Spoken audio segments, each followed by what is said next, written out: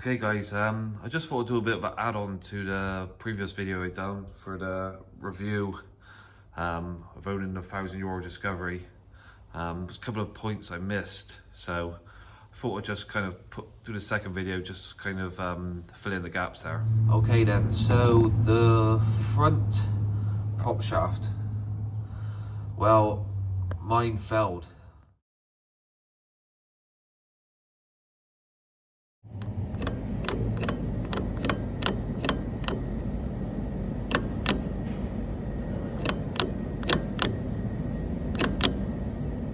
Luckily I caught it in time. It was, as you've seen in the video there in the picture, terribly badly worn. First I thought it was the flywheel. There's a lot of clunking take up when I was pulling off. I got on the ramp and I found out that the U-joint had failed. Now the old one wasn't a greasable U-joint. This one has, I put the modified U-joint in this one here, so I can grease mine now. There's another nip on the front U-joint as well. Just can't see it in here. You have to keep an eye on these U-joints. If it fails when you're going down the motorway or something, or the highway, and you're doing motorway speed, this is gonna fly around this prop shaft and it is gonna take your gearbox out. They're known to smash into these and crack them, and then if you're not aware, you're gonna lose your gearbox oil too, and you could do yourself some damage to your gearbox. So just something to watch out on the maintenance there, guys. You could drop it down. They're not the easiest to check. Say the standard ones haven't got grease nipples. The front shaft has a grease nipple in that U-joint. The rear one on the back of your drum also has a grease nipple. You've got your rubber on the back one, so there's no need to grease it. It's something to watch out for, just when you're doing maintenance and stuff like that. Don't let it get too excessive like mine was. You don't want it flinging off and causing more damage. What I want to leave here, just another job I done.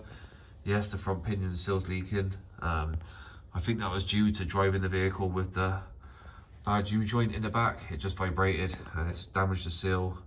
Hopefully nothing's wrong with the bearing. Gonna get around to doing that.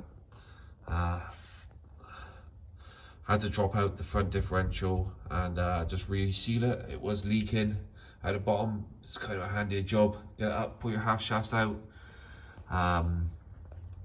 Get a bit of recommended sealant oil and just put a ring of it around. Lifts out nice and easy. Push it back in, torque it down, all good. Also gives you a chance when you have your half shafts and everything out, you can get a real good feel of the front wheel bearings. It's a bit hard sometimes with the joy shafts in, and you've got the bolt torqued down. With it out, you can really spin them, get a real feel if you've got a worn or a noisy bearing or somewhat on the way out. So that's somewhat just to look at. I did mention I fitted a lift kit to this one, 2-inch lift. What I did forget to mention was brake pipes. If you put a 2-inch lift kit on it, it's worth fitting the extended brake pipes. I think they're about £45 for 4, if I remember. It's you know, you're gonna have the extra travel with your lift kit in, so you need your brake hoses to stretch with it. You don't want to rip a brake line out or nothing like that when you're driving down. Yeah, like the brake pipes, I don't know if you can get a picture in there. It wasn't in the best condition. I took it off. I had to these were rounded off, so I had to cut it, crimp a new nut onto the end and flare out the brake pipe. I was lucky, managed to get a handheld one in there, worked okay. Yeah, it's just something you want to just look at if you're fitting a 2-inch lift kit or any lift kit for that matter. One other job I did was I replaced, I could just see it out there. Just try and get it out there so you can see it. Sorry, just here. The slave's in there, the external slave for the clutch. Sorry, it's not the best picture of it, but you'll be able to find it easy enough. I did change that because it was slightly leaking when I first bought it, and I didn't want to put my foot down one day and there's no clutch. So I changed that as well. Something to look out for, guys, when you're bleeding them is the brake fluid cap. For some reason, let's pull the sensor off. Bastard thing. There we go.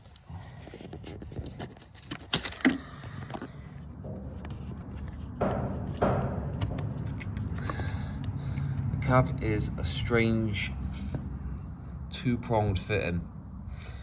It's very hard to find that sort of cap. I managed to find a Discovery there that was breaking. I got one of these caps off. I kind of made my own pressure cap. It didn't really work out too well, to be honest. This part here, you can just see that popped off when I give it a bit of pressure, just try and bleed the clutch out, the clutch cylinder, sorry. It was a real pig of a thing to bleed, and the brakes, when I changed the brake lines. I had a kind of a kit which had like a metal, not metal, a rubber, kind of like sat down into it, was kind of like tapered.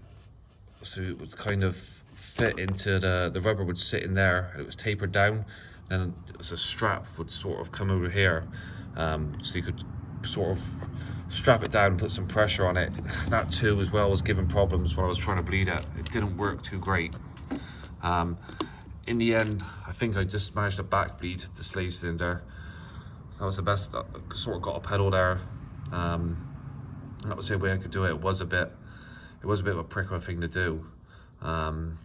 It's just one of those things you should kind of watch out for on them. It's a handy 2-minute job to change the cylinder, but to bleed out it can be a bit difficult.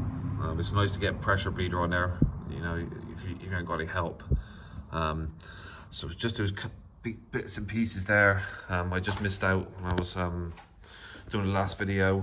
I have fitted a new battery to this one since buying it. The old battery lasted probably a couple of years, but then it started getting weak. So I fitted a nice heavy duty battery to it. The TD5 cover is over there. I just need to modify it a little bit to fit this hose. Just kind of hit, so I'm gonna put my engine cover on. I'm just gonna try and modify it next couple of weeks before I just show you how to do that. Yeah, like I said before, guys, you know, they take a lot of maintenance. They do what they say they will do. They will go anywhere. It's a good piece of kit. The traction control and everything's great on them. Central diff lock, when you've got that in, is even better. Okay, good set of tires, and it will work hard for you, but you just got to look after them.